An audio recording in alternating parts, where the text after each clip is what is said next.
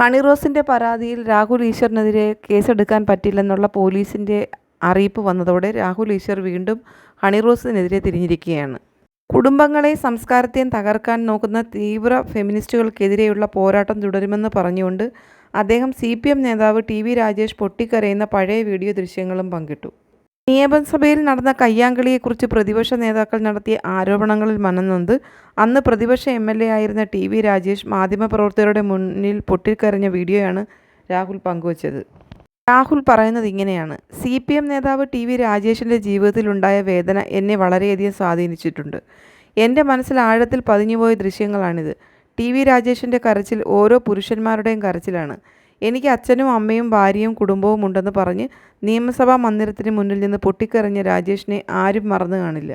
ഈ ആരോപണങ്ങളുടെ പേരിൽ ഉമ്മൻചാണ്ടി സാറും നിവിൻ പോളിയും എൽദോസ് കുന്നപ്പള്ളിയും സിദ്ദിഖുമൊക്കെ മനസ്സിൽ എത്രമാത്രം കരഞ്ഞിട്ടുണ്ടാകും.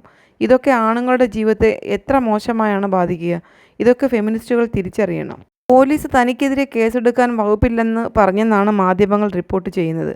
കുടുംബാംഗങ്ങളെ സംസ്കാരത്തെയും തകർക്കാൻ നോക്കുന്ന തീവ്ര ഫെമിനിസ്റ്റുകൾക്കെതിരെയുള്ള പോരാട്ടം ഞാൻ തുടർന്നുകൊണ്ടേയിരിക്കും. സിദ്ദിഖിനെതിരെയുള്ള പരാതി 100% വ്യാജമാണ്. സ്വഭാവ ദൂഷ്യം കാരണം ചൈനയിൽ നിന്ന് പുറത്താക്കപ്പെട്ട സ്ത്രീയാണ് പരാതിക്കാരി. പുരുഷ കമ്മീഷൻ കൊണ്ടുവരണമെന്നാണ് രാഹുൽ ഈശ്വർ ആവശ്യപ്പെടുന്നത്.